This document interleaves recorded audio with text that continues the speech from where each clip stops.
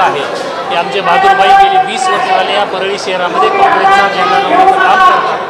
प्रत्येक वेळेस काँग्रेसची समस्या घेऊन प्रत्येक घराघरात लोकांपर्यंत जातात आणि लोकसभेला अतिशय प्रामाणिकपणे काम केलं, विधानसभेला प्रामाणिकपणे काम केलं। परंतु आमच्या काँग्रेसची बारी आल्यानंतर ह्यांनी उमेदवार आयात करून राष्ट्रवादीनं उमेदवारी भरलेली आहे शरद पवार गटाला।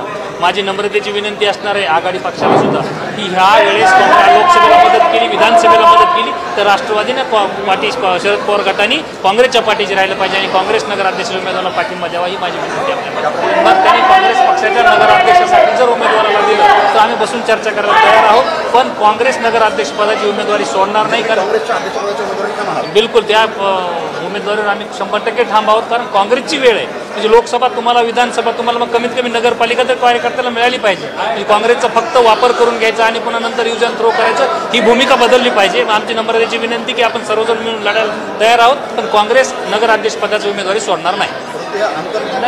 मताची उभारण्यापेक्षा यावेळेस त्यांनी काँग्रेसच्या मागे आलं पाहिजे। मोठ्या निवडणुकामध्ये काँग्रेस सक्षमपणे विभागणी होऊ नये म्हणूनच राष्ट्रवादी शरद पवार गटाच्या पाठीमागे उभी राहिलेली आहे। तर यावेळेस माझी राष्ट्रवादी शरद पवार गटाला विनंती असेल की त्यांनी आमच्या बहादूरबाई जे शहराध्यक्ष आहेत त्यांच्या मिसेस भाभी लढता आहेत त्यांच्या पाठीशी खंबीरपणे उभं राहून काँग्रेसला साथ दिली पाहिजे, जेणेकरून मताचं विभाजन कळेल। 100% आमच्या मोठ्या स्टार प्रचारकाची परळीमध्ये सभा होणार आहेत, आम्ही त्यांना बोलवणार नाहीत। आम्ही ऑलरेडी त्यांना इन्व्हाइट केलेलं आहे की आमची तयारी खूप वर्षापासून बहादूरबाई तयारी करतात आणि मला 100% खात्री आहे की बहादूरबाई हा चेहरा सर्वसामान्यांचा चेहरा आहे। त्यांच्या मिसेस ही नगरपालिका निवडणूक लढत आहे आणि काँग्रेस 100% विजयी होणार, याच्यामध्ये कुठलीही शंका नाही।